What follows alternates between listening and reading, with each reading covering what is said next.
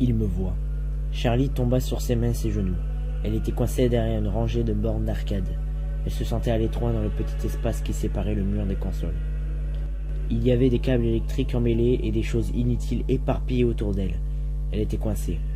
Le seul moyen de s'en sortir était d'attraper quelque chose, mais elle n'a pas été assez rapide pour le faire. Elle pouvait les voir bouger d'avant en arrière, cherchant le moindre mouvement quand ils passaient entre les écarts de bornes d'arcade. Il y avait à peine de la place pour bouger, mais elle essaya quand même de ramper vers l'arrière. Son pied fut emmêlé dans une corde. Elle s'arrêta, puis essaya de se libérer silencieusement. Elle entenda le choc du métal contre du métal, puis s'éloigna et balança une borne d'arcade contre le mur. Il frappa à nouveau, brisant l'écran d'une autre borne d'arcade, se mit à attaquer le reste, les écrasant une à une avec un rythme déchirant. Les autres machines s'approchèrent en même temps. « Je dois sortir, je dois le faire. » Cette pensée de panique n'était d'aucune aide. Il n'y avait pas de sortie. Son bras lui faisait atrocement mal, et elle voulait crier à pleine voix. Le bandage en lambeaux était trempé à cause de son sang, et elle pouvait se sentir s'en aller de son corps. La borne d'arcade était d'après elle écrasée contre le mur, et Charlie sursauta. Il se rapprochait de plus en plus d'elle. Elle pouvait entendre le grincement des engrenages et des cliquetis de ce mécanisme qui était plus fort que jamais. En fermant les yeux, elle pouvait encore voir la façon dont il la regardait. La fourrure mate et le métal exposé sous la chair synthétique. Soudain, la borne d'arcade se trouvant devant elle fut frappée. Elle tomba, jetée comme un vulgaire jouet. Les cordons d'alimentation sur ses mains et ses genoux ont été arrachés. Et Charlie glissa, presque en tombant. Elle se rattrapa et leva les yeux juste à temps pour voir un crochet se balancer vers le bas.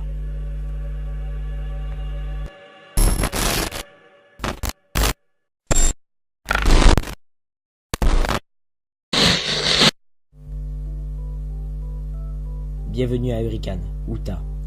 Charlie sourit ironiquement en voyant le panneau tout en conduisant. Le monde n'a absolument pas l'air différent d'un côté à l'autre de la route. Mais elle sentait en elle un sentiment nerveux en passant par là. Elle ne reconnaissait rien. Encore une fois, elle n'avait pas vraiment prévu de venir ici, pas loin du bord de la ville où tout était autoroute et espace vide. Elle se demandait ce que les autres ressentaient, ce qu'ils étaient maintenant. Il y a 10 ans, ils étaient les meilleurs amis au monde. Et puis c'est arrivé, et tout était terminé, tout pour Charlie. Elle n'a vu aucun d'entre eux depuis ses 7 ans. Ils s'écrivaient tout le temps quand ils étaient enfants, particulièrement Marla, qui écrivait comme elle parlait, rapidement et de façon incohérente.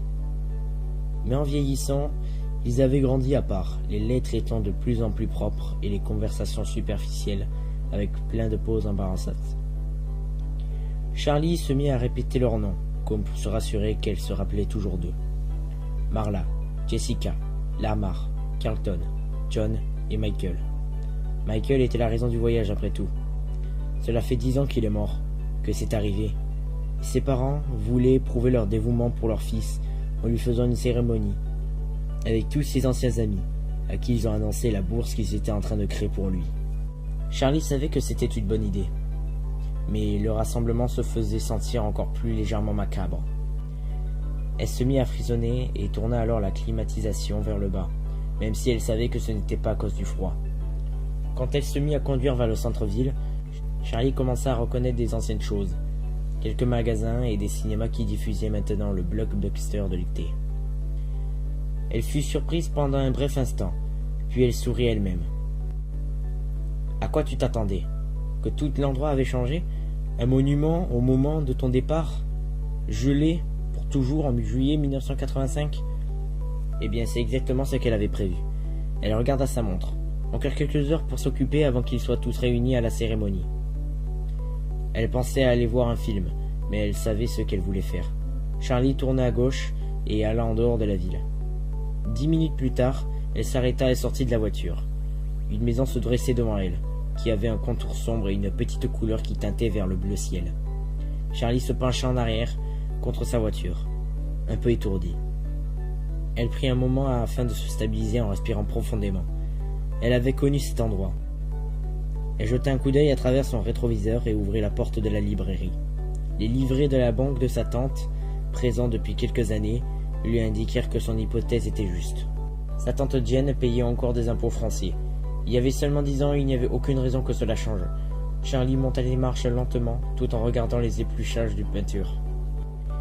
La troisième planche de l'escalier était une planche félébrile, et des rosiers avaient pris un côté de la porche, leur épine mordue avec colère dans le bois.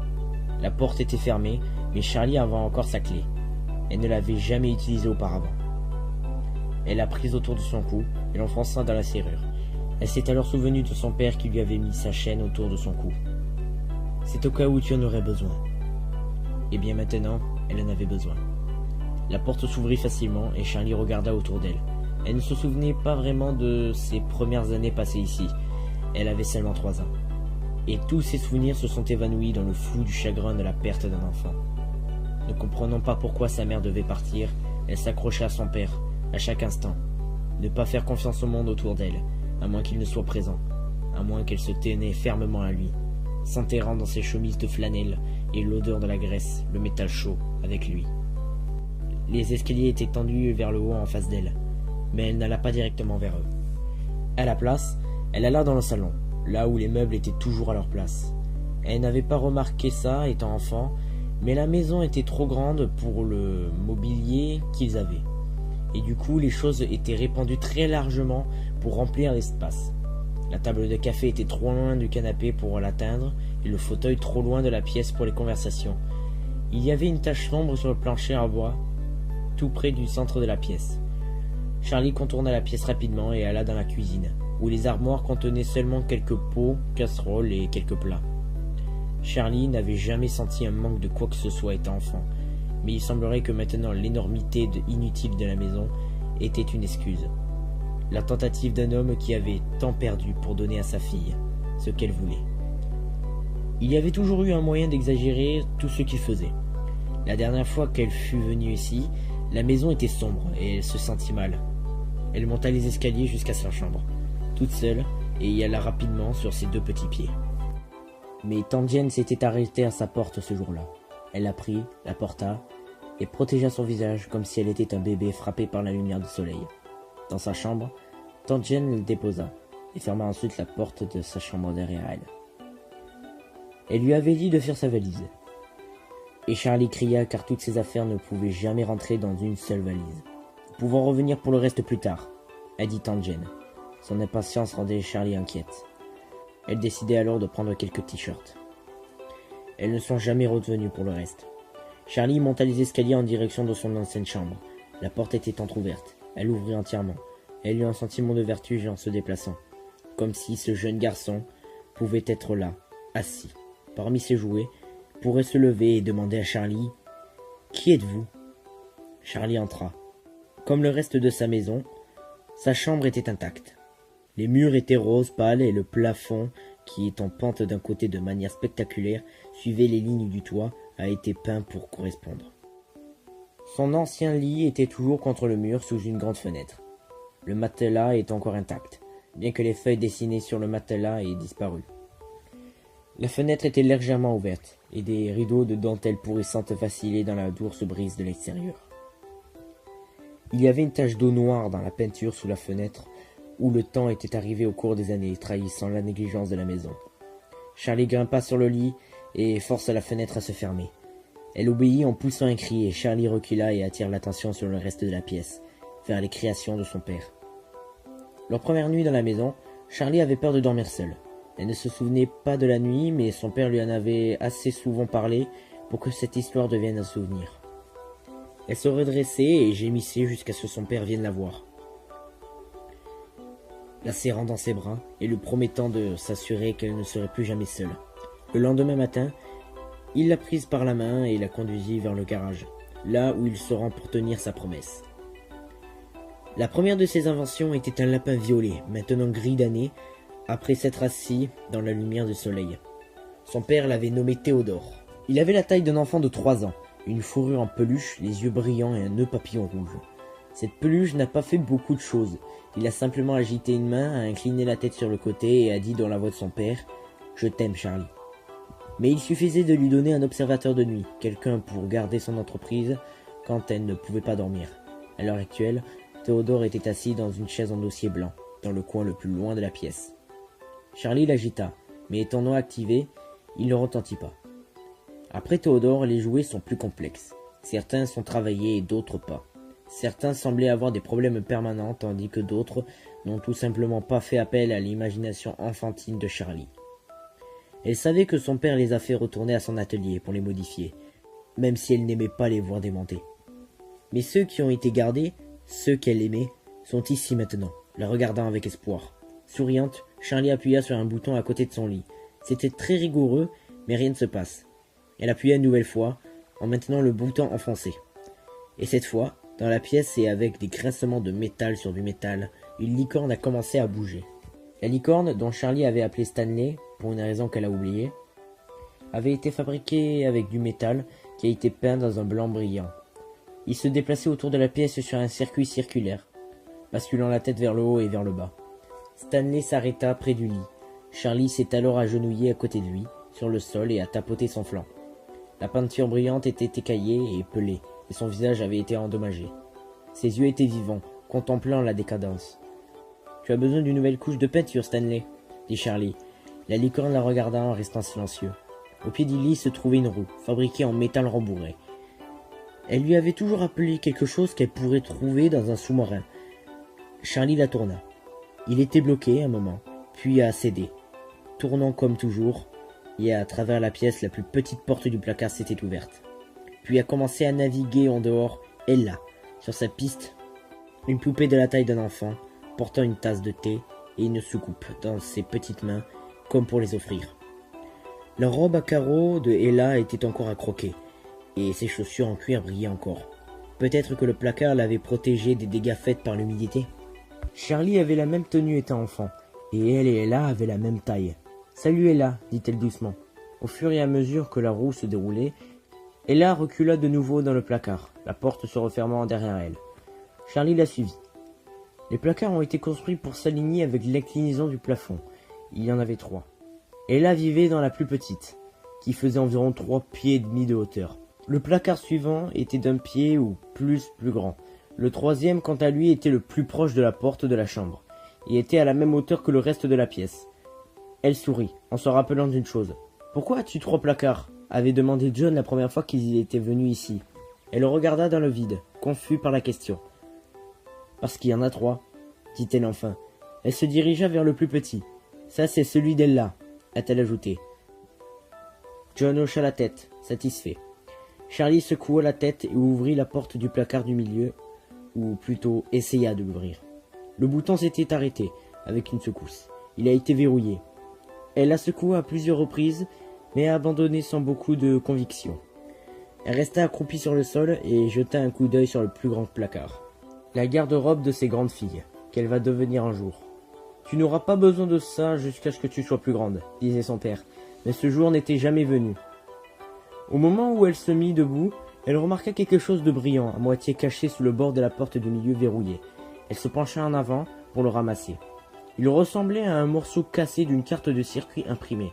Elle sourit légèrement. Des écrous, des boulons, des débris et des pièces se trouvaient un peu partout sur le sol. Son père en avait toujours dans ses poches. Il s'occupait de quelque chose sur lequel il travaillait. Le décrivait et oubliait où il était, ou même pire, mettait quelque chose de côté pour la garde, pour ne plus jamais être vu. Il y avait une mèche de cheveux qui s'était accrochée à ça. Elle le déroula avec précaution, à partir de la mince lèvre de métal sur laquelle a été bloquée. Finalement, comme si elle l'avait abandonné, Charlie traversa la pièce et prit Théodore. La couleur de son dos n'avait pas disparu au soleil, comme le devant de son corps. Elle appuya sur un bouton à la base de son cou, mais il restait sans vie. Sa fourrure était déchirée, une oreille pendait par un fil pourri, et à travers un trou, elle pouvait voir le plastique vert de sa carte des circuits. Charlie retenait son souffle, écoutant avec crainte quelque chose. A dit le lapin avec une voix à peine audible. Charlie le posa, son visage chaud et sa poitrine serrée. Elle n'espérait pas vraiment entendre la voix de son père à nouveau. « Je t'aime aussi. » Charlie regarda autour de la pièce. Quand elle était enfant, elle avait son propre monde magique, et elle était très possessive. Seulement quelques-uns de ses amis ont été autorisés à rentrer à l'intérieur. Elle s'approcha de son lit et mit Stanley en mouvement sur sa piste à nouveau. Elle s'en alla, fermant la porte derrière elle, avant que la petite licorne ne s'arrête. Elle sortit par la porte arrière de l'allée, et s'arrêta devant le garage, qui était l'atelier de son père. Un morceau de métal était à moitié enterré dans le gravier à quelques mètres d'elle. Charlie alla donc le ramasser. Il était articulé vers le milieu. Elle le tenait entre ses mains, souriant un peu, alors qu'elle le pliait. Une articulation du coude, pensa-t-elle. Je me demande à qui cela doit donc appartenir. Elle se trouvait dans cet endroit précis plusieurs fois auparavant. Elle ferma les yeux et la mémoire l'accabla. Elle n'était encore qu'une toute petite fille, assise sur le sol de l'atelier de son père, jouant avec des bouts de bois et de métal comme si c'était des blocs de jouets, essayant de construire une tour avec des pièces de différentes tailles. Il faisait très chaud dans le garage. Elle était en sueur, ses jambes collées au sol alors qu'elle était assise dans son short et ses baskets. Elle pouvait presque sentir l'odeur forte et métallique du fer à souder. Son père était à proximité, jamais hors de vue, travaillant sur Stanley la licorne. Le visage de Stanley était encore inachevé, à côté blanc brillant et amical, avec un œil brun brillant qu'on ne semblait presque pas voir. L'autre moitié du visage du jouet était toute couverte de plaques de circuits imprimés et des pièces métalliques. Le père de Charlie la regarda et sourit. Elle fait de même avec amour. Dans un coin sombre derrière son père, à peine visible, était accroché un bourdonnement de membres métalliques, un squelette tordu aux yeux argentés brûlants. De temps en temps, cela donnait des contractions étranges.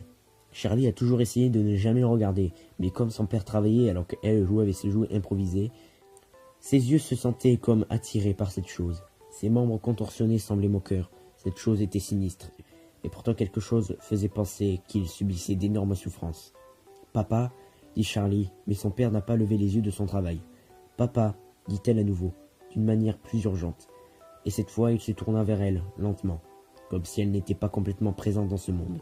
« Tu as besoin de quelque chose, ma chérie ?» Elle pointa du doigt le squelette métallique. « Est-ce que ça fait mal ?» C'est la question qu'elle voulait poser, mais quand elle regarda les yeux de son père, elle voyait qu'elle ne devait pas demander ça. Elle secoua la tête. Rien. Il hocha la tête avec une absence de sourire et retourna à son travail. Derrière lui, la créature donna une autre contraction horrible, et ses yeux brûlaient encore. Charlie frémit et se remit au présent. Elle regarda derrière elle, se sentant comme observée. Elle regarda vers le bas, et son regard resta fixé sur quelque chose. 3 rainures largement espacées sur le sol. Elle s'agenouilla, réfléchissa et passa son doigt sur l'une d'entre elles. Le gravier a été dispersé. Les marques portaient lourdement dans la saleté, un trépied de caméra ou quelque chose comme ça. C'était la première chose inconnue qu'elle avait vue. La porte de l'atelier était légèrement ouverte. C'était tentant, mais elle n'avait aucune envie d'y entrer. Rapidement, elle se dirigea vers sa voiture, mais elle s'arrêta dès qu'elle s'installa dans le siège du conducteur. Les clés avaient disparu, probablement tombées de sa poche quand elle visitait la maison. Elle revint sur ses pas, regardant simplement le salon et la cuisine avant de se diriger vers sa chambre. Les clés étaient sur la chaise en dossier, à côté de Théodore le lapin. Elle les prit et les retentit un moment, n'étant pas encore tout à fait prête à quitter la pièce. Elle s'assoit sur son lit. Stanley la licorne s'était arrêté à côté du lit, comme il avait toujours fait. Et comme elle était assise, elle tapota sur la tête. Il était devenu sombre alors qu'elle était encore que dehors. Et la pièce était maintenant plongée dans l'ombre. D'une manière ou d'une autre, sans la lumière du soleil, les défauts du jouet et la détérioration ont été mis en relief. Les yeux de Théodore ne brillaient plus, et sa mince oreille pendante lui faisait ressembler à un vagabond maladif. Quand elle baissa les yeux vers Stanley, la rouille autour de ses yeux lui faisait ressembler à des douilles creuses, et ses dents dénudées, qu'elle avait toujours pensées comme un sourire, devinrent un sourire reconnaissant d'un crâne.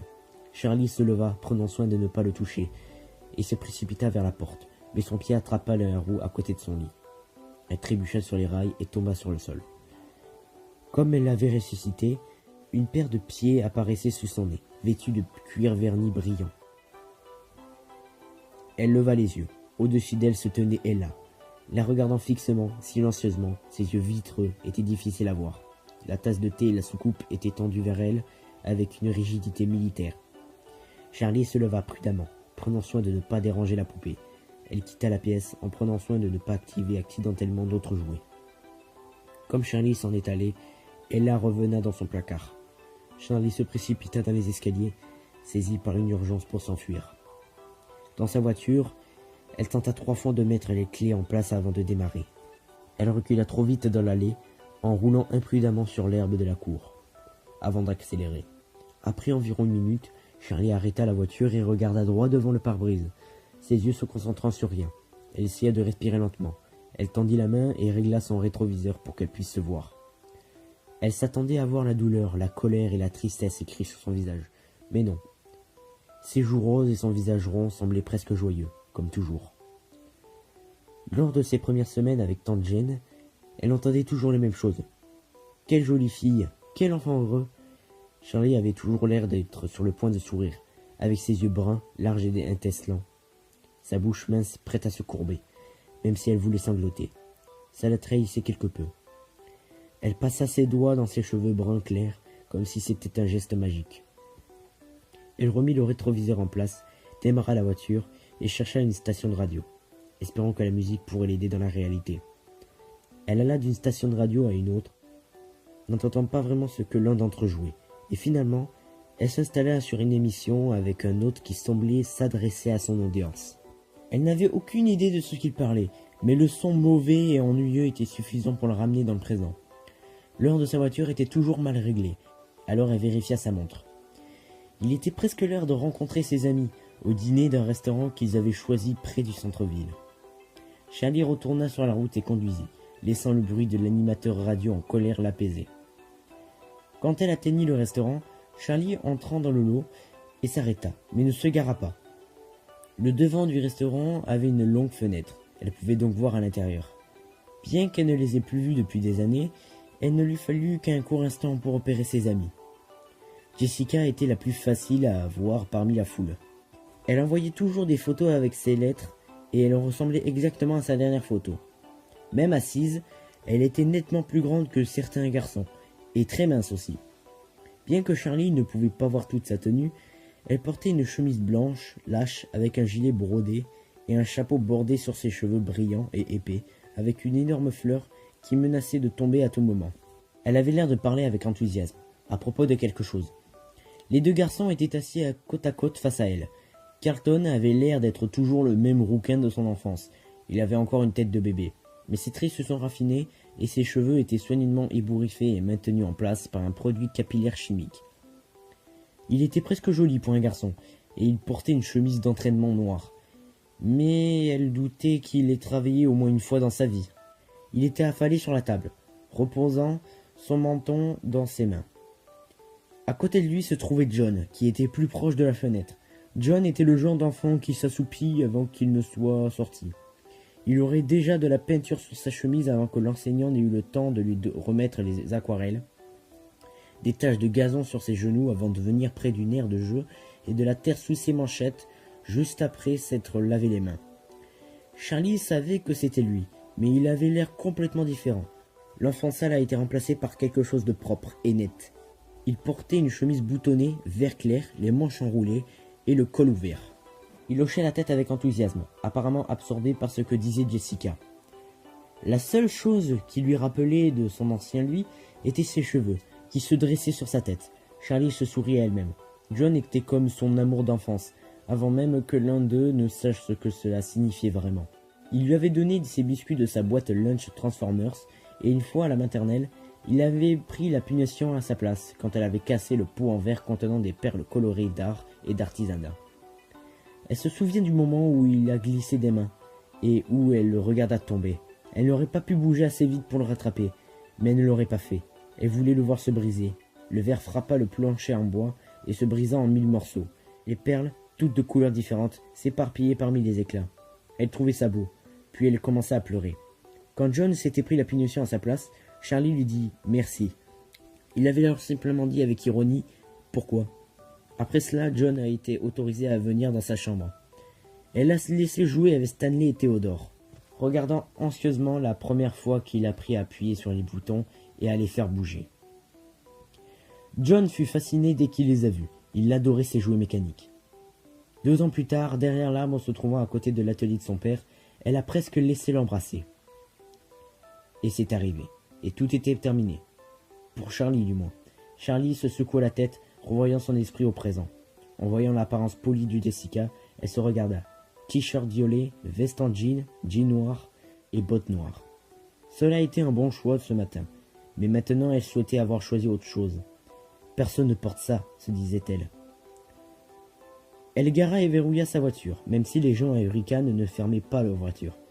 Ensuite, elle alla au restaurant pour aller rencontrer ses amis pour la première fois depuis 10 ans. La chaleur, le bruit et la lumière du restaurant l'ont frappée dans une vague lorsqu'elle est entrée. Pendant un moment, elle fut submergée, mais Jessica la vit arrêter devant la porte et cria son nom. Charlie sourit et alla vers eux. « Salut », dit-elle maladroitement, regardant chacun d'entre eux, mais pas vraiment droit dans les yeux.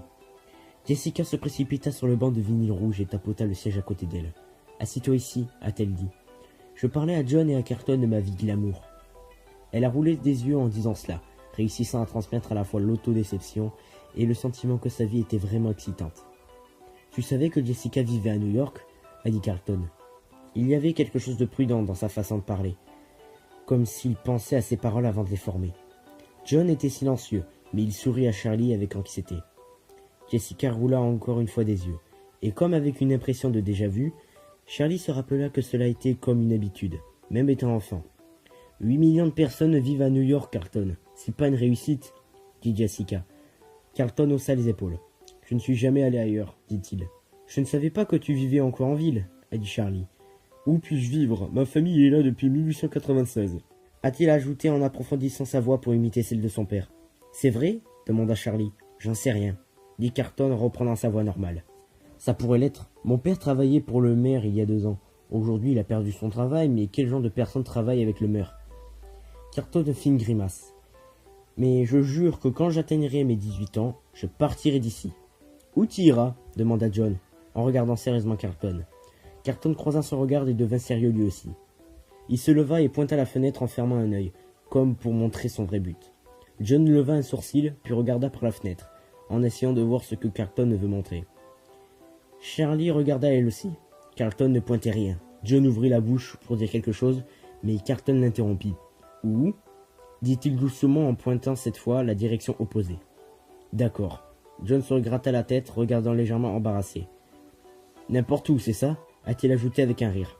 « Où sont les autres ?» demanda Charlie, regardant par la fenêtre en cherchant le stationnement pour les nouveaux arrivants. « Demain, déclara John. « Ils viennent demain matin, a répondu Jessica de façon plus claire. « Marla vient avec son petit frère. Tu le crois ça ?»« Jason ?» Charlie sourit.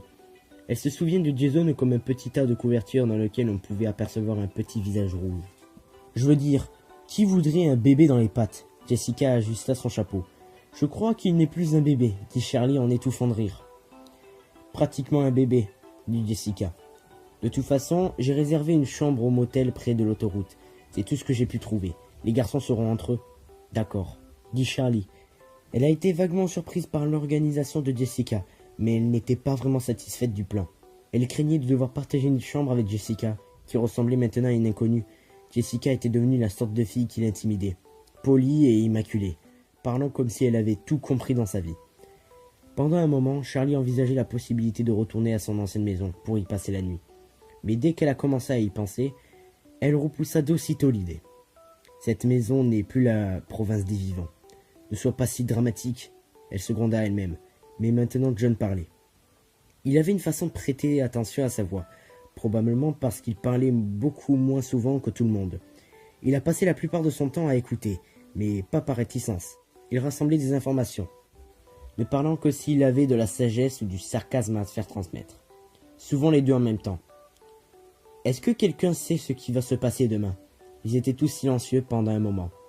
La serveuse a alors profité de l'occasion pour passer leur commande. Charlie passa rapidement le menu, ses yeux ne se concentraient pas vraiment sur les mots. Le tour de Charlie est venu beaucoup plus vite qu'elle ne pensait. Elle resta de marbre. Des œufs, dit-elle en dernier. La dure expression de la femme resta encore fixée sur elle, et elle se rendit compte qu'elle n'avait pas encore fini sa commande. Brouillé et du pain de blé, ajouta-t-elle. Et la serveuse s'en alla. Charlie regarda vers le menu. Elle détestait ça chez elle. Quand elle est au centre de l'attention, elle semble perdre toute capacité à agir ou à traiter ce qui se passait autour d'elle. Les gens deviennent incompréhensibles et leurs demandes impossibles. C'est quand même pas compliqué de commander un menu, pensa-t-elle. Les autres ont recommencé leur conversation, et elle attira leur attention vers eux, se sentant comme si elle allait tomber en arrière. « Qu'est-ce qu'on va dire à ses parents ?» disait Jessica. « Carlton, tu es déjà allé les voir ?» demanda Charlie. « Pas vraiment, a-t-il dit. Juste quelques fois. »« Je suis surprise qu'ils soient restés à Hurricane, » dit Jessica avec une note de désapprobation dans sa voix. Charlie ne disait rien, mais elle pensait. Comment ne pouvait-il pas y penser? Son corps n'a jamais été retrouvé. Comment ne pouvait-il pas espérer qu'il revienne secrètement à la maison, même si c'était impossible qu'il le fasse? Cela signifierait vraiment qu'il voulait l'abandonner. Peut-être que cette bourse est une preuve qu'il n'est jamais revenu à la maison. Charlie était parfaitement consciente qu'il se trouvait dans un lieu public. Parler de Michael semblait donc inapproprié. Ils étaient en quelque sorte des initiés et des étrangers. Ils étaient tous proches de Michael, probablement plus que quiconque dans ce restaurant. Mais, à l'exception de Carlton, ils étaient tous loin de Hurricane maintenant. Ils n'appartiennent plus à cet endroit. Elle vit ses larmes tomber sur son mouchoir en papier avant de les ressentir, et elle essuya brusquement ses yeux, regardant vers le bas en espérant que personne n'ait remarqué. Quand elle leva les yeux, John semblait regarder ses couverts, mais elle savait qu'il l'avait vu, et lui était reconnaissante pour ne pas avoir essayé de la réconforter. « Tu écris toujours, John ?» demanda Charlie. John s'était autoproclamé auteur quand il avait environ 6 ans, ayant appris à lire et à écrire quand il avait 4 ans. À l'âge de 7 ans, il avait terminé son premier roman et avait insisté pour que sa famille et ses amis donnent des critiques sur sa création mal orthographiée. Charlie se souvint qu'elle ne lui a donné que 2 étoiles. John se moqua de la question. « Je fais vraiment de mon mieux de ces temps-ci, » a-t-il dit. « Je ne peux pas croire que vous vous en souvenez encore de ça, mais en fait oui. » Il s'arrêta, voulant clairement dire plus. « Qu'est-ce que tu as écrit ?» Carlton se sentait obligé de poser la question, et John baissa les yeux sur son manteau, en parlant principalement à la table. La plupart du temps, ce sont juste des petites histoires courtes. J'ai effectivement eu une publication l'année dernière. Enfin, je veux dire, c'était juste dans un petit magazine. Rien de bien extraordinaire. Ils ont tous fait des bruits appropriés pour être impressionnés, et il releva les yeux, embarrassé, mais satisfait. « C'était quoi l'histoire ?» demanda Charlie. John hésita, mais avant qu'il ne puisse parler, ou décider de ne pas le faire, la serveuse arriva avec leur nourriture qu'ils avaient commandée. Ils avaient tous commandé dans le menu du petit déjeuner, café, œufs et bacon, crêpes aux myrtilles pour Carlton. La nourriture aux couleurs vives avait l'air optimiste, comme un nouveau départ pour la journée. Charlie prit une bouchée de son toast, et tous ont mangé silencieusement pendant un moment. « Et Carlton » dit soudainement John. « Qu'est-ce qui lui est arrivé à Freddy ?» Il y eut un petit moment de silence. Carlton regarda nerveusement Charlie, et Jessica regarda vers le plafond. John rougit de malaise, et Charlie parla à la hâte. « Tout va bien, Carlton. Je voudrais savoir moi aussi. » Carlton haussa les épaules, poignardant ses crêpes nerveusement avec sa fourchette. « Ils ont construit dessus, » a-t-il dit. « Qu'est-ce qu'ils ont construit ?» demanda Jessica. « Y a-t-il autre chose là-bas ? Est-ce que cela a été construit ou tout simplement détruit ?» demanda John. Carlton haussa encore les épaules, rapidement comme un titre nerveux. « Comme je l'ai dit, je n'en sais rien. Il est trop loin de la route pour le voir et je n'ai pas vraiment enquêté. Il aurait bien pu être loué à quelqu'un, mais je ne sais pas ce qu'ils en ont fait. Tout a été bloqué depuis des années, en construction. On ne pouvait même pas dire si le bâtiment est toujours là. Alors, il pourrait être encore là ? Demanda Jessica avec une étincelle d'excitation qui la traversa. Comme je viens de dire, je n'en sais rien, répond Carlton. Charlie sentait que les lumières fluorescentes du restaurant brillaient sur son visage, soudainement trop brillantes. Elle se sentait exposée. Elle avait à peine mangé, mais elle se trouva en train de sortir du stand, tirant quelques billets froissés de sa poche et les déposa sur la table. « Je sors juste 1 minute, a-t-elle dit. « Pause cigarette, a-t-elle ajouté à la hâte. « Tu ne fumes pas ?»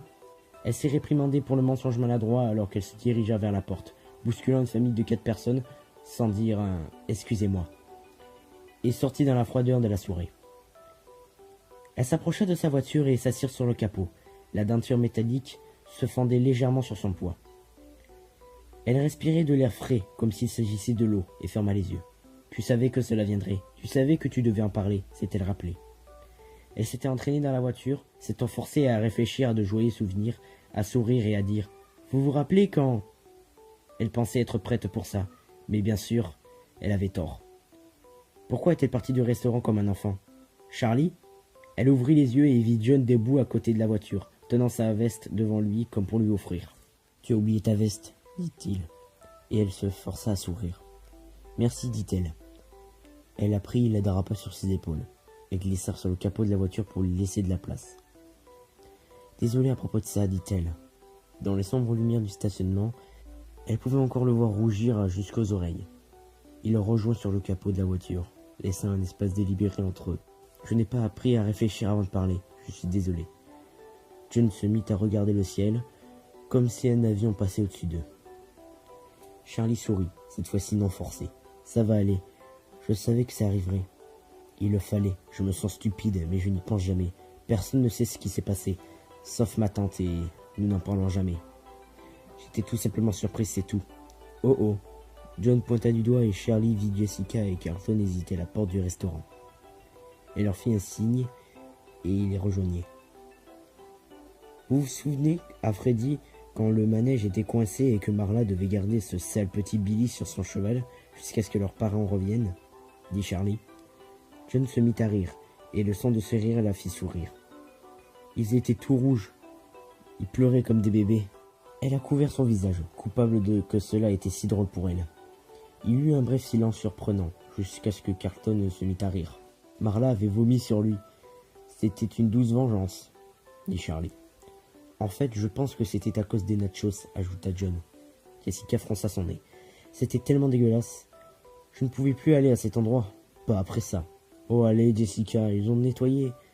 Je suis pratiquement sûr que les enfants ont vomi partout dans cet endroit. Ces panneaux de sol mouillé n'étaient pas là pour rien. Pas vrai, Charlie?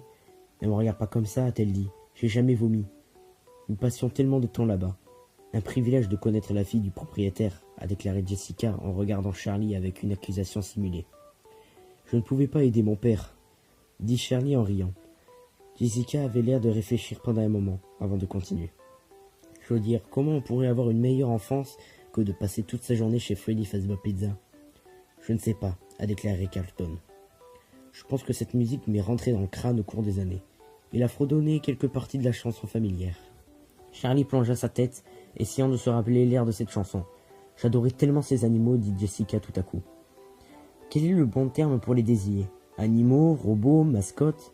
Je pense que c'est tous ces termes. Charlie se pencha en arrière. Eh bien, de toute façon, j'avais l'habitude d'aller parler au lapin. Quel était son nom? Bonnie, a déclaré Charlie. Ouais, dit Jessica. J'avais l'habitude de me plaindre de mes parents. J'ai toujours pensé qu'il avait un regard compréhensif à ce sujet. Carlton se mit à rire. La thérapie animatronique, recommandée par 6 fous sur 7. Tais-toi, rétorqua Jessica. Je savais qu'il n'était pas réel. J'aimais juste lui parler. Charlie sourit un peu. Je me souviens de ça, dit-elle. Jessica, dans sa petite robe, ses cheveux bruns dans 2 petits traits serrés, se dirigeant vers la scène quand le spectacle était fini, chuchotant avec rage au lapin animatronique. Si quelqu'un venait à côté d'elle, elle se tut instantanément, attendant que la personne parte pour reprendre sa conversation. Charlie n'avait jamais parlé aux animaux du restaurant de son père, ou se sentait près d'eux comme certains enfants l'étaient.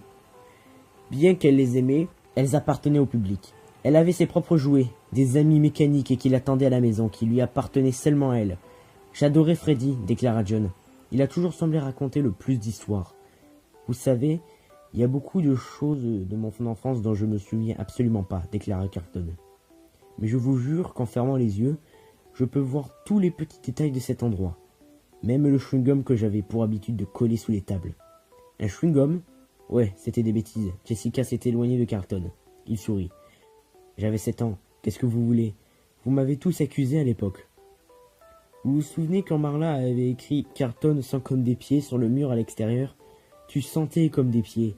Jessica se mit à exploser de rire. Carlton haussa les épaules, imperturbable. J'avais l'habitude d'essayer de me cacher quand il était temps de rentrer à la maison. Je voulais être coincé là-bas pendant la nuit afin que je puisse avoir toute la place pour moi. Ouais, tu attendais toujours que tout le monde s'en aille, déclara John. Et tu t'es toujours caché sous la même table. Charlie parla lentement, puis elle vit que tout le monde s'était tourné vers elle, comme s'ils avaient attendu. Parfois, j'ai l'impression de me rappeler de chaque détail, un peu comme Carlton, dit-elle. Mais parfois, c'est comme si je me souvenais à peine de tout, comme si c'était un morceau. Je me souviens du manège coincé, je me souviens d'avoir dessiné les animatroniques, je me souviens de plein d'autres petites choses. Manger une pizza grasse, faire un câlin à Freddy en été avec sa fourrure jaune qui se coinçait dans mes vêtements. Mais beaucoup sont comme des images. comme si cela était arrivé à quelqu'un d'autre. Ils l'ont tous regardé bizarrement. Freddy est brun, non? Jessica regardait les autres pour confirmer. Je suppose que tu ne te souvenais pas vraiment de ça, déclara Carlton à Charlie, et elle rigola brièvement. Oui, je voulais dire brun, dit-elle. Brun, Freddy était brun. Bien sûr, il était. Elle pouvait le voir dans son esprit maintenant. Mais au fond, il y avait quelque chose d'autre. Carlton a lancé une autre histoire, et Charlie essaya d'attirer son attention sur lui. Mais il y avait quelque chose de dérangeant, inquiétant, à propos de cette interruption de mémoire. C'était il y a 10 ans.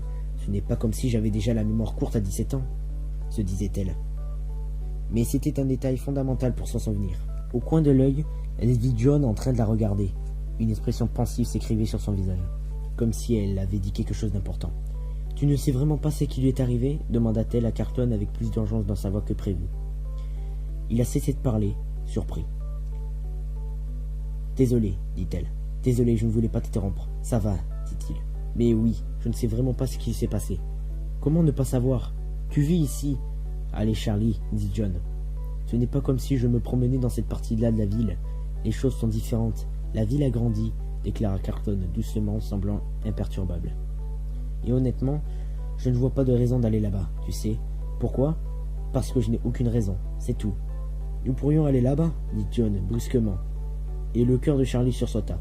Carlton regarda nerveusement Charlie. Quoi? Sérieusement? C'est risqué. Je ne sais même pas si vous pourrez y arriver. Charlie hocha la tête. Elle se sentait comme si elle avait passé toute sa journée à se soucier de sa mémoire, en voyant à travers un filtre d'années. Et maintenant, elle se sentait pleinement présente. Elle voulait y aller. Allons-y, dit-elle. Même s'il n'y a rien là-bas, je veux voir. Ils étaient tous silencieux. Soudain, John sourit avec une confiance imprudente. Ouais, faisons-le. Chapitre 2.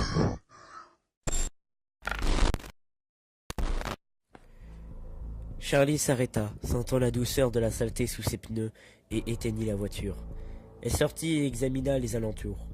Le ciel était un bleu riche et sombre, les derniers sentiers du coucher du soleil qui s'étendaient vers l'ouest. Il y avait des lampes dans le parking, qui n'avaient jamais été utilisées, et aucune lumière ne s'allumait sur le terrain. Le bâtiment lui-même ressemblait à un sanctuaire abandonné, entouré par des arbres noirs au milieu du rugissement lointain de la civilisation. Elle regarda Jessica sur le siège passager, qui passait son cou par la fenêtre. « Est-ce que c'est le bon endroit ?» demanda Jessica. Charlie secoua lentement la tête, n'étant pas très certaine de ce qu'elle voyait. « Je ne sais pas, murmura-t-elle. Charlie sortit de la voiture et resta silencieuse alors que John et Carlton s'arrêtaient à côté d'elle. « Qu'est-ce que c'est ?» John sortit de la voiture prudemment et regarda le monument. « Est-ce que quelqu'un a une lampe torche ?» Il regarda chacun d'entre eux. Carlton leva son porte-clés et agita pendant 1 minute la faible lueur d'un luminaire. « Parfait, murmura John, se retirant avec démission. « Attends une seconde, dit Charlie, en se dirigeant vers son coffre. Ma tante me fait transporter un tas de choses pour les urgences. Tante Jane, aimante mais sévère, avait avant toute chose appris à Charlie à savoir se débrouiller toute seule. Avant de laisser Charlie avoir son ancien Honda bleu, elle avait insisté pour que Charlie sache comment changer de pneus, vérifier l'huile et connaître les parties basiques d'un moteur. Dans le coffre, dans une boîte noire repliée à côté de la prise, se trouvaient des pièces de rechange et un petit pied de biche. Elle avait une couverture, une grande lampe torche, une bouteille d'eau, des barres de granola, des allumettes et des fusées d'urgence. Charlie attrapa la lampe torche, Carlton attrapa une barre de granola. Presque comme un accord silencieux, ils commencèrent à marcher dans le périmètre du bâtiment. Charlie tenant la lumière dans un faisceau régulier devant eux. Le bâtiment lui-même avait l'air d'être fini, mais le sol était sale et rocheux. Charlie dirigea la lumière vers le sol, où l'herbe avait grossi dans la saleté. « Personne n'a creusé ici depuis bien longtemps, » déclara Charlie. Il ne fallut pas bien longtemps avant que le bleu riche de la soirée ne soit remplacé par une couverture de nuages d'étoiles argentées. Les surfaces du bâtiment étaient toutes construites du même béton lisse et beige, avec des fenêtres trop hautes sur les murs pour voir à l'intérieur. « Ont-ils vraiment construit tout ça et sont repartis ?» dit Jessica. « Carlton, » déclara John, « tu ne sais vraiment rien de ce qui s'est passé ?» Carlton haussa les épaules. « Je vous l'ai dit, je savais qu'il était en construction, mais je ne sais rien d'autre. Pourquoi ferait-il ça ?» John semblait presque paranoïaque, regardant les arbres comme s'il l'observait. Et ça recommence ainsi plusieurs fois. Il leva les yeux regardant le mur extérieur du bâtiment, qui semblait s'étendre sans cesse en longueur. Il regarda en arrière vers les arbres, comme pour se rassurer qu'il n'avait pas manqué un bâtiment de quelque façon. Non, c'était ici. Il posa sa main sur le revêtement en béton clouté. C'est parti. Après un moment, il fit un geste aux autres et a commencé à reculer quand ils sont venus. À contre-cœur, Charlie se retourna en suivant le groupe. Ils ont continué jusqu'à ce qu'ils pouvaient voir leur voiture encore plus loin dans l'obscurité. « Désolé les gars, j'espérais qu'il y aurait au moins quelque chose de familier, » déclara Carton avec épuisement. « Ouais, dit Charlie. Elle savait que cela arriverait, mais voir que Freddy était encore là était un gros choc. C'était si important que parfait. Dans son esprit, elle voulait s'en débarrasser. Elle voulait effacer les souvenirs, bons et mauvais, de sa tête, comme si cela n'avait jamais été arrivé. Bien, pensait-elle, parce que tu avais l'argent pour l'acheter et le conserver comme l'a fait tante Jane avec la maison. Charlie, John disait son nom et il semblait le répéter. Désolé, dit-elle. Qu'est-ce que vous disiez? Tu veux aller à l'intérieur? Demanda Jessica. Charlie fut surprise qu'il ne parle de ça que maintenant. Mais encore une fois, aucun d'eux n'était habituellement sujet à une activité criminelle. La pensée était une sortie, et elle prit une profonde inspiration, s'exprimant sur son expiration. « Pourquoi pas ?» dit-elle presque en riant. Elle a soulevé la lampe torche, ses bras devenaient fatigués. « Quelqu'un d'autre veut faire un tour ?» Elle l'agitait comme une pendule. Carton la saisit et a pris un moment pour apprécier son poids. « Pourquoi est-ce si lourd ?» dit-il en passant à John.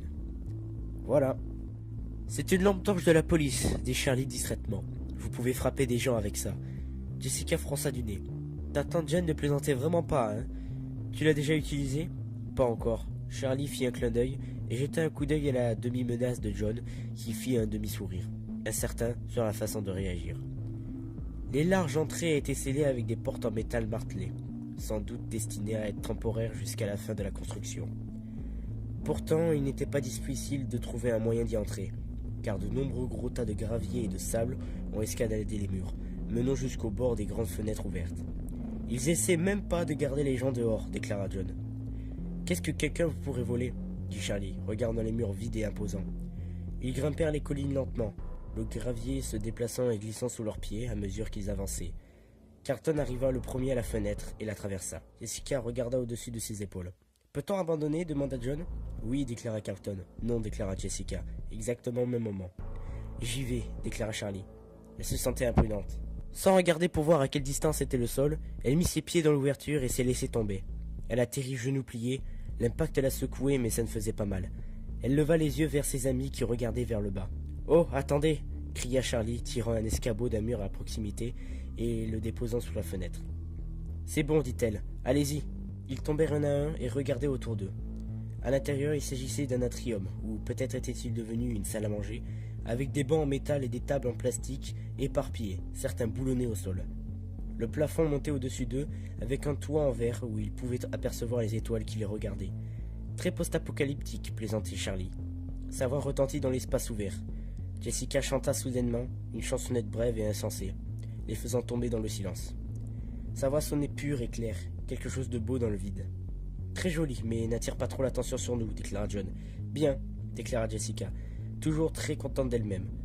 Pendant qu'il marchait, Carton balaya et prit son bras. « Ta voix est incroyable, a-t-il dit. »« C'est juste une bonne acoustique, » déclara Jessica, essayant d'humilité, mais ça ne signifiait pas un mot. Ils visitèrent les salles vides, regardant chacune des cavités massives où un grand magasin aurait pu être. Certaines parties du centre commercial avaient été presque terminées, tandis que d'autres étaient en ruine. Certains couloirs étaient jonchés de tas de briques de béton poussiéreux et de tas de bois, d'autres bordés de vitrines vitrées, des lumières suspendues dans les rangées parfaites au-dessus de leur tête. « C'est comme une ville perdue, dit John. « Comme Pompéi, dit Jessica. « Juste sans le volcan. »« Non, déclara Charlie. Il n'y a rien ici. » Tout l'endroit avait une sensation stérile. Il n'a pas été abandonné. Il n'a jamais eu de vie. Elle regarda dans une vitrine en face d'elle, l'une des rares à avoir du verre, se demandant ce qui aurait pu être affiché. Elle a imaginé des mannequins habillés de vêtements brillants, mais quand elle est fatiguée de les imaginer, tout ce qu'elle pouvait voir était des visages vierges dissimulant quelque chose. Elle s'est soudainement sentie hors de propos. Charlie commença à se sentir agité. Ils étaient venus. Freddy était parti, tout comme le sanctuaire qu'elle avait gardé dans ses pensées, où elle pouvait encore trouver Michael jouer où elle l'a vu pour la dernière fois. John s'arrêta tout à coup, éteignant la lampe torche, aussi prudemment qu'il le pouvait. Il mit un doigt sur ses lèvres, faisant signe de silence. Au loin, Il voyait une petite lumière tremblante dans l'obscurité, comme un navire dans le brouillard. « Quelqu'un d'autre est ici, siffla-t-il. »« Un gardien de nuit, peut-être, » murmura Carlton. « Pourquoi un bâtiment abandonné aurait-il besoin de gardien ?» se demanda Charlie. « Les enfants sont probablement venus ici pour la fête, » dit Carlton, puis un sourit. « J'aurais été venu ici pour faire la fête, si j'avais su à ce sujet, ou si je faisais la fête. »« D'accord, bien, revenons en arrière lentement, » dit John. « Jessica ?» a-t-il commencé, puis a fait comme un mouvement de zip sur ses lèvres. Ils ont continué dans le couloir, cette fois avec seulement la petite lumière du porte-clés de Carlton. « Attendez !» Jessica s'arrêta avec un murmure, regardant attentivement les murs qui les entouraient. « Quelque chose ne va pas. »« Ouais, patte de brésil géant, je sais. » Carlton semblait sérieux, mais Jessica lui fit un geste impatient. « Non, il s'agit de l'architecture. » Elle prit plusieurs mesures en arrière en essayant de voir tout cela. « Quelque chose n'est certainement pas juste, » répéta-t-elle. « C'est plus grand à l'extérieur. »« Plus grand à l'extérieur ?» répéta Charlie, semblant perplexe. « Je veux dire qu'il y a une grande différence entre l'endroit où se trouve la paroi intérieure et où se trouve le mur extérieur. Regardez, Jessica a parcouru une longueur de mur entre deux magasins. Il y aurait eu un magasin ici et un autre là-bas. » John a souligné l'évidence, sans comprendre pour autant le problème. « Mais il y a quelque chose au milieu, » s'écria Jessica en battant ses mains contre une partie vide du mur. « Cette partie se déverse dans le parking comme les magasins de chaque côté, mais il n'y a aucun moyen d'y entrer. »« Tu as raison. » Charlie commença à marcher vers Jessica en étudiant les murs. « Il devrait y avoir une autre entrée ici. » Et Jessica laissa tomber sa voix pour que seul Charlie puisse l'entendre. À peu près de la même taille que Freddy, n'est-ce pas? Les yeux de Charlie se sont élargis, et elle fit un rapide pas en arrière de Jessica. « Vous chuchotez sur quoi, vous deux ?» Carlton s'approcha. « Nous parlons de vous, » dit brusquement Jessica, et ils sont entrés dans l'un des grands magasins vacants qui semblaient mettre en sandwich l'espace scellé. « Allez, dit-elle, jetons un coup d'œil. » Ils ont commencé à peigner le mur en groupe, regroupés autour de la même lumière minuscule. Charlie n'était pas sûr de ce qu'il fallait espérer. Tante Jane lui avait averti de revenir. Elle n'a pas encouragé Charlie à sauter le mémorial, pas directement, mais elle n'était pas ravie que Charlie revenait à Hurricane. « Fais juste très attention, » avait dit Tante Jane. « Certaines choses, des souvenirs, ne sont pas encore paisibles. Est-ce pour ça que tu as gardé la maison de papa ?» Charlie y pensait maintenant. « Est-ce pour ça que tu as continué à payer, la laissant intacte, comme une sorte de sanctuaire, mais auquel tu ne t'y rends jamais ?»« Et John était sauvagement gesticulant. « Cachez-vous !» La lumière était dans le hall de nouveau, se balançant vers le haut et vers le bas, et il se rapprochait. Charlie regarda autour d'elle. Ils étaient déjà trop profonds dans le magasin massif pour sortir à temps, et il semblait qu'il n'y avait nulle part où se cacher. « Ici, ici !» chuchota Jessica. « Il y a une rupture dans le mur à côté d'une plateforme d'échafaudage, et ils s'y sont précipités en pressant des tas de boîtes ouvertes et des feuilles plastiques suspendues au plafond. Ils continuèrent leur chemin vers le bas qui semblait être un couloir improvisé juste de l'autre côté du mur du grand magasin. C'était plutôt comme une allée. C'était incongru avec le reste du centre commercial, ni brillant ni neuf, mais humide et moisi. Un mur était fait du même béton que l'extérieur de l'édifice. Même s'il était brutal et inachevé, et l'autre était en briques apparentes, certaines parties s'effaçaient avec l'âge, d'autres avec le mortier, s'effritant, laissant des fentes et des trous. De lourdes étagères en bois d'équipements de nettoyage se tenaient contre le mur, se voyant sur le côté, leurs planches tombant sous le poids d'anciennes boîtes de peinture et de seaux mystérieux. Quelque chose coulait des tuyaux découverts au-dessus de leur tête, laissant des flaques d'eau qu'ils avançaient avec attention. Une souris se fit presque écraser, courant sous le pied de Carlton. Carlton fit un bruit étranglé, laissant tomber sa bouche. Ils s'accroupissèrent derrière une des étagères en bois en appuyant contre le mur. Charlie éteignit la lumière et attendit.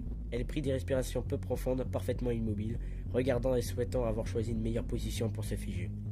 Au bout de quelques minutes, elle commença à sentir ses jambes engourdies, et Carlton était si proche qu'elle pouvait sentir l'odeur légère et agréable de son shampoing. « C'est sympa, » murmura-t-elle. « Merci, » dit Carlton, sachant immédiatement ce à quoi elle faisait allusion.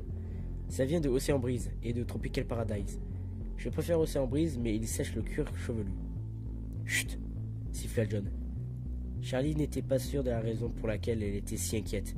C'était juste un gardien de nuit et, au pire, on leur demanderait de partir, peut-être en hurlant un peu. Elle avait une grande aversion pour avoir des problèmes. La lumière qui se balançait était de plus en plus proche. Charlie était très conscient de son corps, tenant tous ses muscles immobiles. Tout à coup, elle pouvait voir se dresser une silhouette mince inclinée à la grande pièce à l'extérieur. Il fit briller sa lumière dans un long faisceau dans le couloir, le balayant sur les murs. Il nous a vus, pensa Charlie, mais inexplicablement, il s'est retourné et s'en est allé, apparemment satisfait. Ils ont attendu encore quelques minutes, mais il n'y avait rien. Il était parti. Ils se sont tous déplacés lentement de leur position accroupie, étirant des membres qui s'étaient endormis. Carlton secoua vigoureusement un pied jusqu'à ce qu'il puisse se tenir debout. Charlie regarda Jessica qui était encore tendue, comme si elle était gelée. « Tout va bien, Jessica ?» chuchota-t-elle. Jessica leva les yeux en souriant. « Tu ne vas jamais le croire. » Elle pointait sur le mur, et Charlie se pencha pour voir. Gravé dans la brique usée étaient écrites des lettres maladroites, presque illisibles, dans la main ouverte d'un enfant. Carlton sent comme des pieds. « Vous devrez vous moquer de moi, » murmura John, avec impatience se tournant vers le mur et plaçant les deux mains contre lui. « Je reconnais ces briques, » il rit. « Il y a les mêmes briques. » Son sourire s'effaçait. « Ils ne les ont pas détruits.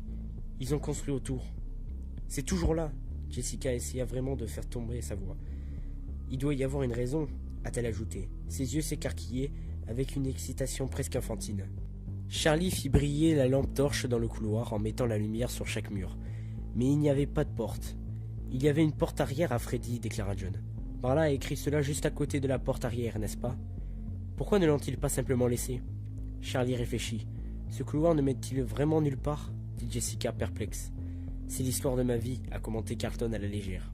« Attendez. » Charlie passa ses doigts sur le bord d'une étagère, regardant les extrémités entassées. Le mur derrière elle avait l'air différent. C'était du métal, pas de la brique. « Ici !» Elle recula et regarda les autres. « Aidez-moi à le déplacer. » John et Jessica poussèrent d'un côté dans un effort unifié, et elle et Carlton tirèrent sur l'autre. Il était énormément lourd, chargé de fournitures de nettoyage et de grands seaux remplis de clous et d'outils, mais il a glissé plus loin dans la salle, presque facilement, sans incident. Jessica recula, respirant fort. « John, donne-moi la grande lumière. » Il lui a remis et l'a retourné en visant l'endroit où l'étagère était debout. « C'est ça, » a-t-elle dit.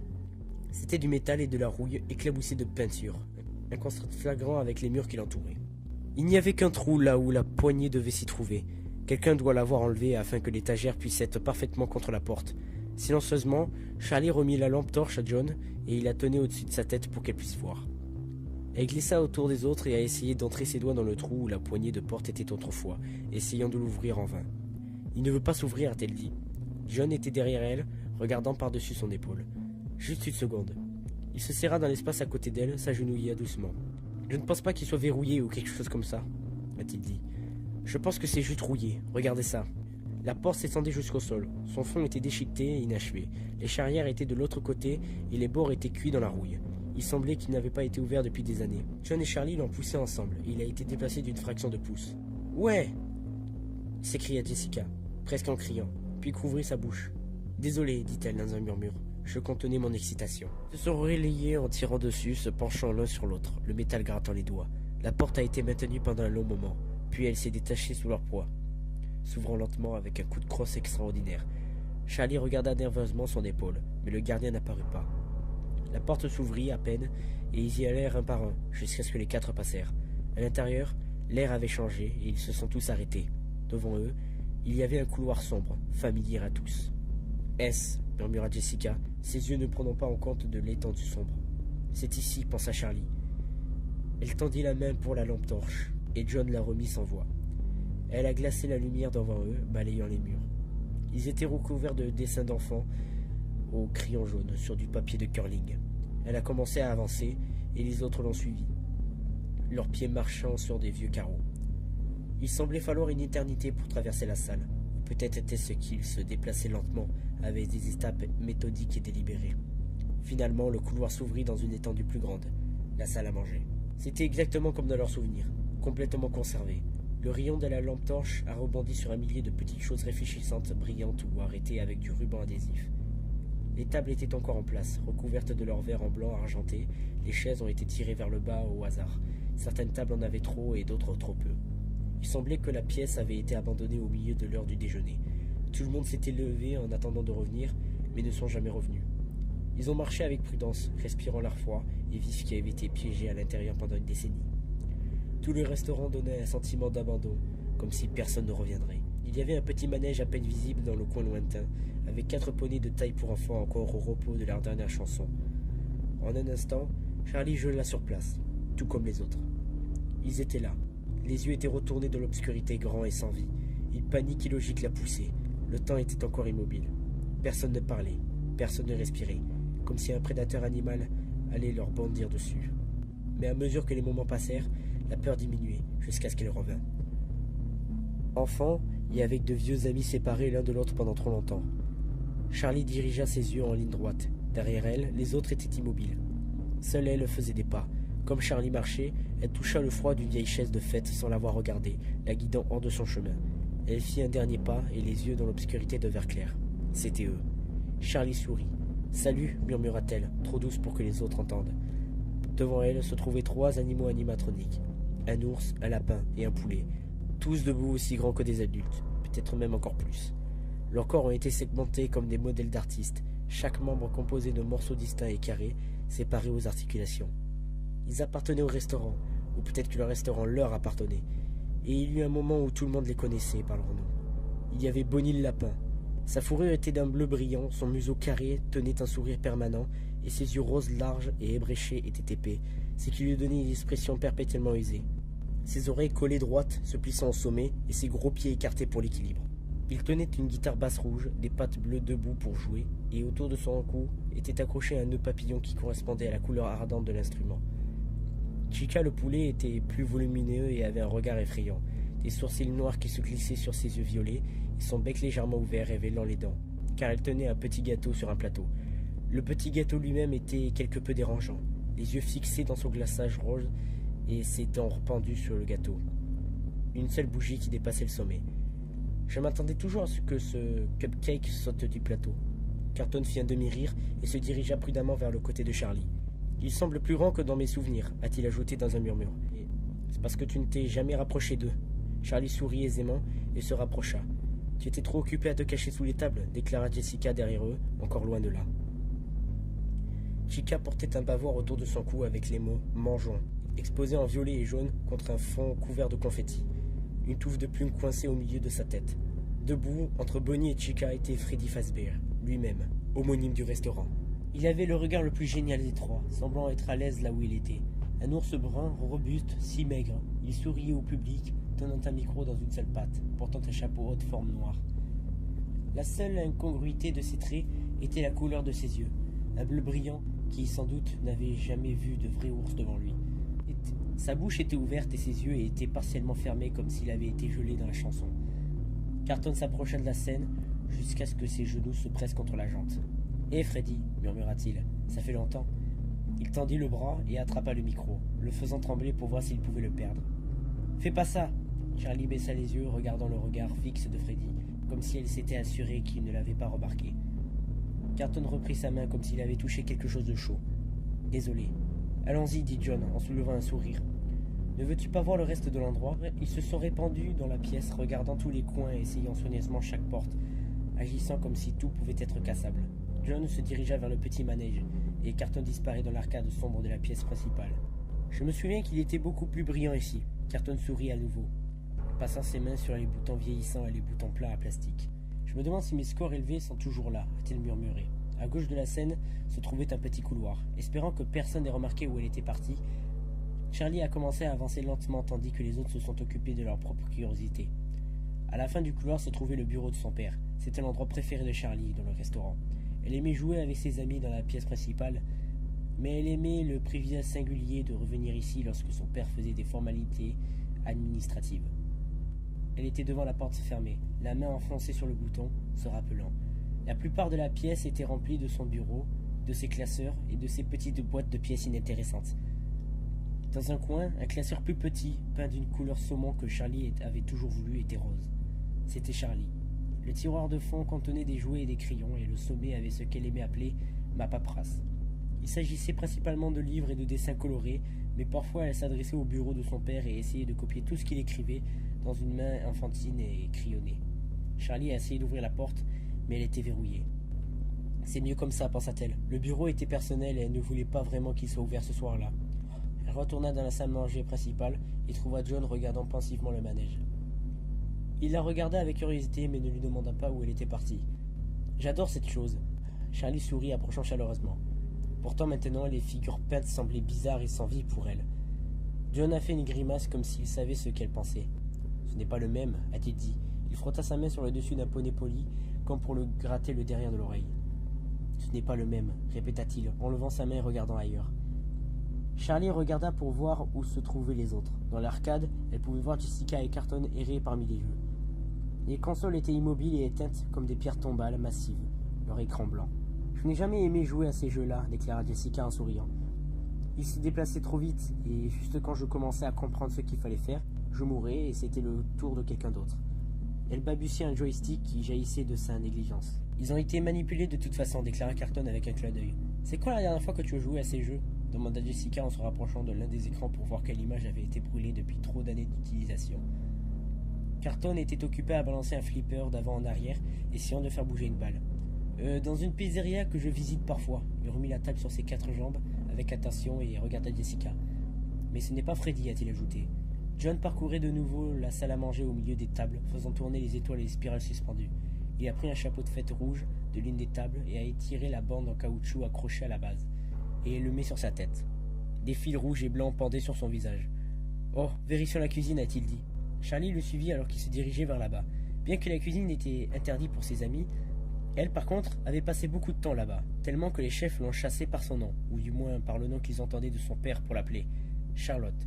John avait appris que quelqu'un l'avait appelée Charlotte un jour quand ils étaient à la maternelle, et il avait persisté, la taquinant avec ça. Il pouvait toujours l'énerver. Ce n'était pas que Charlie n'aimait pas son nom complet, mais Charlie considérait ça comme son plus grand secret au monde. Son père l'appela Charlotte, et c'était comme un secret entre eux, quelque chose que personne d'autre ne pouvait partager. Le jour où elle quitta Hurricane pour de bon, le jour où ils se sont dit au revoir, John avait hésité. « Au revoir Charlie », avait-il dit. Dans leurs cartes, lettres et appels téléphoniques, il ne l'a plus jamais rappelé Charlotte. Elle n'a jamais demandé pourquoi et il ne l'a jamais dit. La cuisine était encore pleinement équipée de casseroles et encore plus de casseroles, mais elle avait peu d'intérêt pour Charlie au milieu de ses souvenirs. Elle rentra dans l'espace ouvert de la salle à manger et John suivit. Au même moment, Jessica et Carton revinrent de la salle d'arcade alors qu'ils franchissaient les seuils entre les pièces dans l'obscurité. « Quelque chose d'intéressant ?» demanda John. 30 cents et Jessica, donc non, pas vraiment, déclara Carton. Jessica lui donna un coup de poing dans l'épaule. Oh, avons-nous tous oublié? Jessica fit un mauvais sourire en montrant un autre couloir sur le côté opposé de la salle à manger. Elle s'y dirigea rapidement avant que personne ne puisse répondre, et ils la suivirent. Le couloir était long et étroit, et plus avancé, moins la lampe torche semblait éclairer. Enfin, le passage s'ouvrit dans une petite pièce pour des fêtes privées, mise en place avec ses propres tables et chaises. En entrant, il y avait un silence collectif. Là, devant eux, se trouvait une petite scène, le rideau dessiné. Un panneau a été enfilé sur le devant. Hors service était écrit dans des lettres écrites à la main et soignées. Ils restèrent immobiles pendant 1 minute, puis Jessica s'approcha et tapota le panneau. « La crique des pirates », a-t-elle dit. 10 ans après, il n'est toujours pas en panne. Ne le touche pas, pensa Charlie. J'ai passé un anniversaire ici, déclara John. Il était également hors service. Il saisit le bord du rideau et frotta le tissu étincelant entre ses doigts. Non, Charlie a voulu répéter cela, mais s'est arrêté.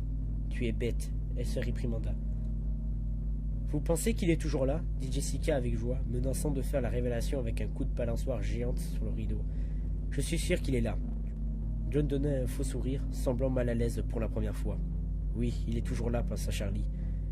Elle recula prudemment, ayant soudainement aperçu les dessins et les affiches qui les entouraient comme des araignées sur le mur. La lampe torche de Charlie s'est soigneusement enfoncée d'une image à une autre, représentant toutes les différentes variantes du même personnage. Un renard pirate grand et énergique, avec un bandeau sur un œil et un crochet remplaçant l'une de ses mains. Généralement en train de faire une pizza aux enfants affamés. C'est la pièce où tu t'étais caché sous les tables, déclara Jessica à Charlie en essayant de rire. Mais tu es une grande fille maintenant, non? Jessica monta sur la scène de façon incertaine, perdant presque l'équilibre. John tendit la main pour la stabiliser alors qu'elle se redressait. Elle riait nerveusement, regardant les autres comme pour des conseils. Elle saisissait le bord du tissu. Elle agita son autre main devant son visage alors que la poussière était tombée du tissu. Peut-être que ce n'était pas une si bonne idée, non? Elle se mit à rire, mais il y avait quelque chose dans sa voix, comme si elle le voulait vraiment. Et elle baissa ses yeux sur la scène pendant un moment, comme si elle était prête à redescendre. Pourtant elle ne bougea pas, prenant le bord du rideau. « Attends, déclare John. Tu entends ça ?» Ils étaient tous silencieux, et dans le silence, Charlie pouvait les entendre respirer. La respiration de John était délibérée et calme, celle de Jessica rapide et nerveuse. En pensant à cela, sa propre respiration a commencé à devenir étrange, comme si elle avait oublié de le faire. « Je n'entends rien, dit-elle. Moi non plus, Jessica fait écho. Qu'est-ce que c'est ?»« Une musique. Ça vient de... » Il fit un geste pour montrer d'où cela venait. « De la scène ?»« Charlie pencha la tête sur le côté. Je n'entends rien. C'est comme une boîte à musique, a-t-il dit. Charlie et Jessica écoutèrent attentivement, mais leur expression vierge n'ont pas changé. Ça s'est arrêté, je crois. John retourna son regard vers l'avant. Peut-être que c'était un camion de glace, murmura Jessica. Et ça serait plutôt pas mal d'en avoir en ce moment. John apprécia la légèreté. Jessica a tourné son attention vers le rideau, mais John a commencé à parler. Cela m'a rappelé quelque chose, marmonna-t-il. Ok, j'y vais, a annoncé Jessica. Elle n'a pas bougé. Charlie sentit ses yeux attirés par la main de Jessica sur le rideau. Ses ongles roses et maniables pâlissaient contre les tissus noirs et brillants. C'était presque comme le moment silencieux du théâtre quand les lumières s'éteignent, mais que le rideau n'est pas encore levé. Ils étaient tous encore là, tous impatients, mais ne regardaient pas une pièce de théâtre, ne jouaient plus à aucun jeu. Toute la joie était sortie du visage de Jessica. Ses pommettes se distinguaient dans l'obscurité et ses yeux semblaient sombres, comme si la simple chose qu'elle ferait pourrait engendrer de terribles conséquences. Comme Jessica hésitait, Charlie se rendit compte de sa main blessée. Elle a fait un poing si serré que ses ongles ont creusé dans sa chair. Mais elle ne pouvait pas forcer son emprise à desserrer.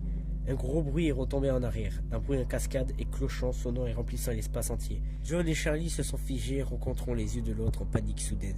Jessica a laissé tomber le rideau et a sauté de la scène, se heurtant à Charlie et a fait tomber l'éclairage de ses mains. « Où est la sortie » s'écria-t-elle, et John est venu aider. Il cherchait rapidement sur les murs, et Charlie poursuivit le vaisseau de lumière en spirale sur le sol. Ils entendirent des bruits de pas. Carton rentra en trottinant.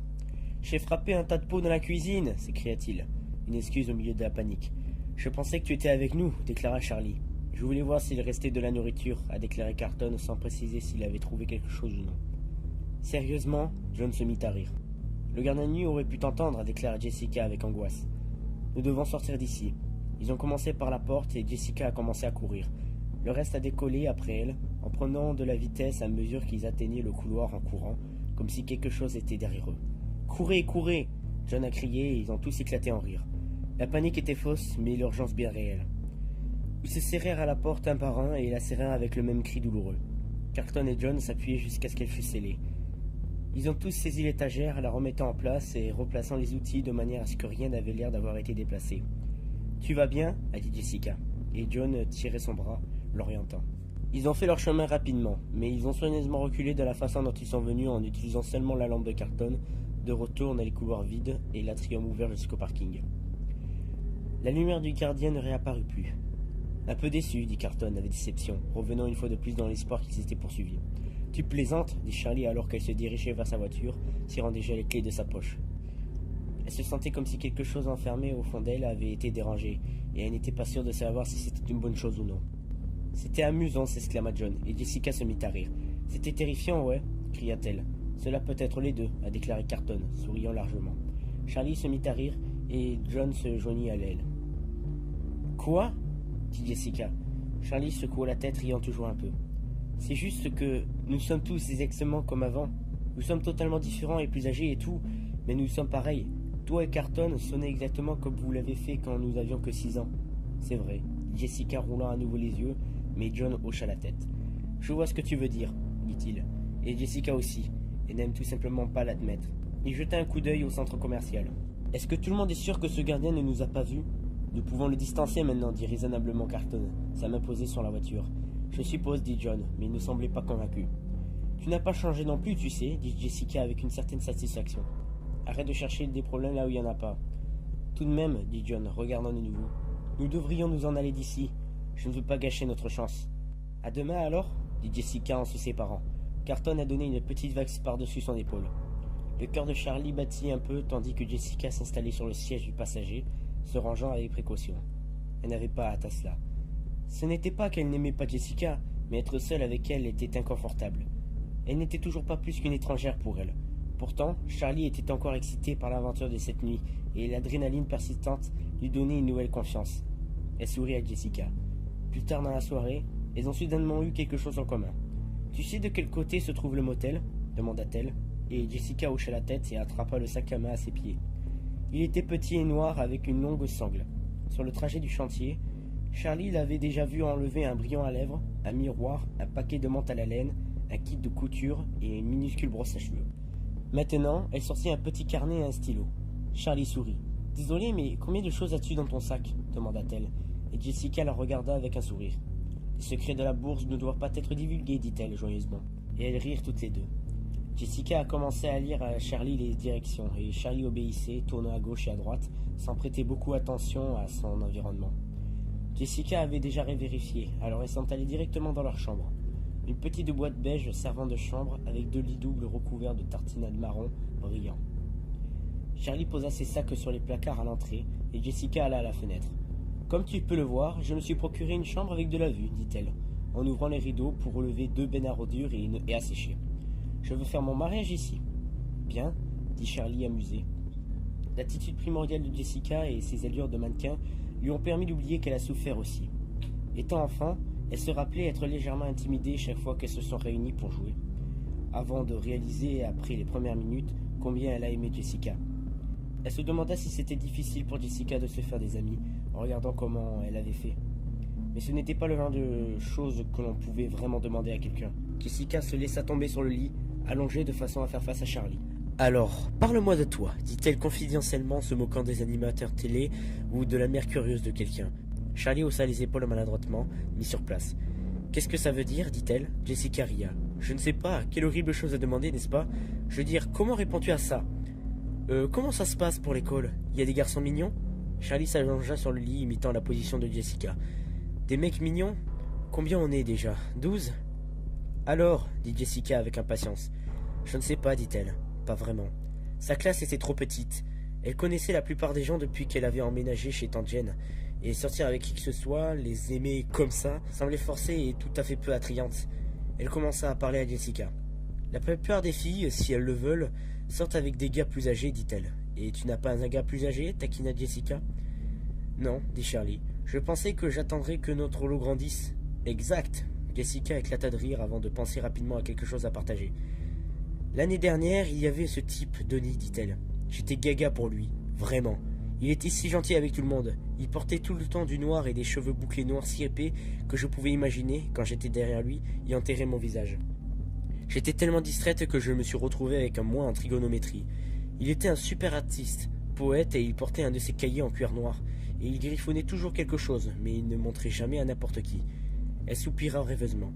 « Je pensais que si je pouvais le faire me montrer sa poésie, je pourrais vraiment connaître son âme, tu sais. »« Il l'a déjà fait ?» dit Charlie. « Oh ouais, dit-elle, hochant la tête avec empressement. Je lui ai finalement demandé parce qu'il était trop timide et qu'il ne me l'aurait jamais demandé. Et nous sommes allés au cinéma et nous l'avons fait sur le toit de son immeuble. Et je lui ai dit comment je voulais étudier, faire des fouilles archéologiques. Et il m'a montré ses poèmes. »« Et es-tu parvenu à connaître son âme ?» dit Charlie, excitée d'être incluse dans une conversation entre filles, quelque chose à laquelle elle avait l'impression de n'avoir jamais vraiment participé auparavant. Charlie acquiesça avec empressement, mais pas trop avidement. Elle se calma tandis que Jessica se précipitait sur son lit pour murmurer. Les poèmes étaient horribles, je ne savais pas qu'il était possible d'être à la fois mélodramatique et ennuyeux en même temps. Je veux dire, les lire me rendait mal à l'aise pour lui. Elle a couvert son visage avec ses mains. Charlie a ri. « Qu'est-ce que tu as fait ?» Que pouvais-je faire? Je lui ai dit que ça ne marcherait pas et que j'allais rentrer à la maison. Attends, juste après avoir lu sa poésie? J'avais encore le carnet dans la main. Oh non, Jessica, c'est horrible! Tu as dû lui briser le cœur. Je sais, je me sentais si mal, mais c'était comme si les mots sortaient de ma bouche. Je ne pouvais plus m'arrêter. Est-ce qu'il t'a encore parlé après? Oh ouais, il était tout à fait gentil, mais maintenant il prend des statistiques et de l'économie et porte des gilets. Tu l'as brisé. Charlie jeta un oreiller à Jessica, qui s'assit et l'attrapa. Je sais, il sera probablement un courtier en bourse millionnaire au lieu d'être un artiste affamé, et c'est entièrement de ma faute. Elle sourit. Allez, il me remerciera un jour. Charlie secoua la tête. Tu veux vraiment devenir une archéologue? Ouais, dit Jessica. Dit Charlie. Désolé, je pensais... Elle secoua la tête. Désolé, c'est vraiment cool. Tu pensais que je voudrais faire quelque chose en rapport avec la mode? Déclara Jessica. Ben, ouais. C'est bon, dit Jessica. Je l'ai fait aussi. Je veux dire, j'aime la mode, mais il n'y a pas que ça, tu sais. Je pense que c'est plus incroyable de penser à la façon dont les gens vivaient il y a 1000 ans, 2000 ou 10. Ils étaient comme nous, mais tellement différents. J'aime imaginer vivre à d'autres temps, à d'autres endroits, me demander qui j'aurais pu être. Quoi qu'il en soit, et toi? Charlie roula sur son dos, regardant le plafond. Les carreaux étaient faits de polystyrène taché et lâche, et celui au-dessus de sa tête était de travers. J'espère qu'il n'y a pas d'insectes là-dedans, pensa-t-elle. Je ne sais pas, dit-elle lentement. Je pense que c'est vraiment cool que tu saches qui tu veux être, mais je n'ai jamais eu ce genre de plan. Eh bien, ce n'est pas comme si tu devais y penser maintenant, dit Jessica. Peut-être, dit Charlie, mais je ne sais pas. Tu sais ce que tu veux faire. John le sait depuis qu'il sait tenir un crayon. Il cherche à devenir un écrivain et il a déjà été publié. Même Carton. Je ne sais pas ce qu'il a prévu, mais tu peux voir qu'il y a un plan qui se déroule derrière toutes ces blagues. Mais je n'ai pas ce genre de direction. Cela n'a pas d'importance, déclara Jessica. Je ne pense pas que la plupart des gens le savent à notre âge. De plus, je pourrais changer d'avis, ou ne pas rentrer à l'université, ou quelque chose comme ça. Je ne sais jamais ce qui peut se passer. Je vais me changer, je veux dormir un peu. Elle entra dans la salle de bain et Charlie resta là où elle était, regardant le plafond désolé. Elle supposait que cela devenait un défaut. Son sérieux refus de considérer le passé ou le futur. Vis le moment présent, disait souvent sa tante Jane, et Charlie l'avait pris très à cœur. Ne t'attarde pas sur le passé. Ne t'inquiète pas des choses qui peuvent ne jamais arriver. En 8e année, elle avait pris un cours d'atelier espérant vaguement que le travail mécanique pouvait susciter quelque chose du talent de son père, libérer une passion héréditaire, cachée en elle. Mais ce n'était pas le cas. Elle avait fait un nichoir d'apparence maladroite pour l'arrière-cour. Elle n'a plus jamais pris un seul cours d'atelier après ça, et le nichoir n'a attiré qu'un seul écureuil qui l'a rapidement renversé. Jessica sortit de la salle de bain avec un pyjama rayé rose, et Charlie entra pour se préparer au lit et se changeant, et se brossant les dents à la hâte. Quand elle ressortit, Jessica était déjà sous les couvertures, avec la lumière éteinte. Charlie était à la sienne aussi, mais la lumière du parking brillait toujours de la fenêtre, filtrant d'une manière ou d'une autre les poubelles. Charlie regarda à nouveau le plafond, ses mains derrière la tête. « Tu sais ce qui arrivera demain » demanda-t-elle. « Je ne sais pas vraiment, dit Jessica. Je sais que c'est une cérémonie qui se passe à l'école. Oui, je sais, dit Charlie. Est-ce qu'on va devoir faire quelque chose, comme parler ? Je ne pense pas, dit Jessica. Pourquoi, tu voudrais dire quelque chose ? Non, je me demandais juste. Tu ne penses jamais à lui ? Demanda Jessica. Parfois, j'essaie de ne pas le faire, dit Charlie à moitié véridique.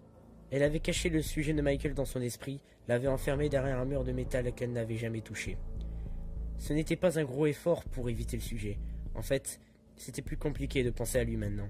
« Et toi » demanda-t-elle à Jessica. « Pas vraiment, dit-elle. C'est étrange, n'est-ce pas ? Il se passe quelque chose et c'est la pire chose que tu puisses imaginer. Et ça te brûle à l'époque, comme si ça allait durer éternellement. Et puis les années passent et c'est juste une autre chose qui arrive. Pas comme si ce n'était pas important ou terrible, mais c'est dans le passé, tout comme tout le reste. Tu sais, je suppose, dit Charlie, mais elle le savait. J'essaie juste de ne pas penser à ces choses. Moi aussi. Tu sais que je suis juste allé à un enterrement la semaine dernière. Je suis désolé, dit Charlie assis. Est-ce que ça va ? Ouais, je vais bien, dit Jessica. Je le connaissais à peine, il était juste un vieux parent qui vivait loin.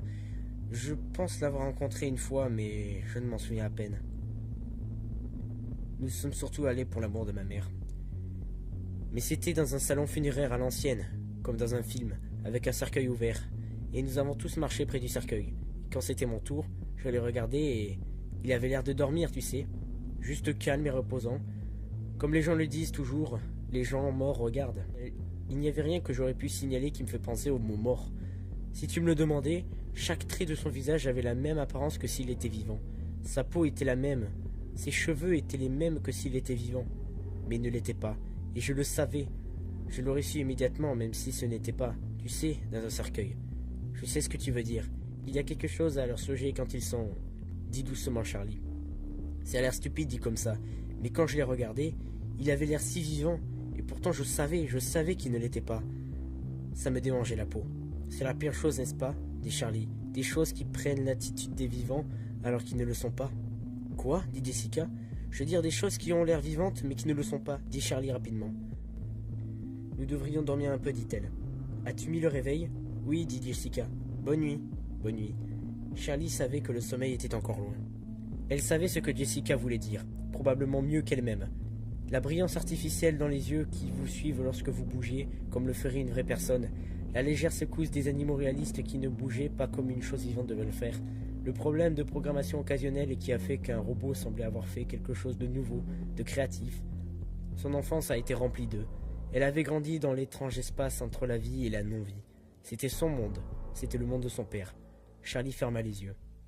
Qu'est-ce que ce monde lui a fait ?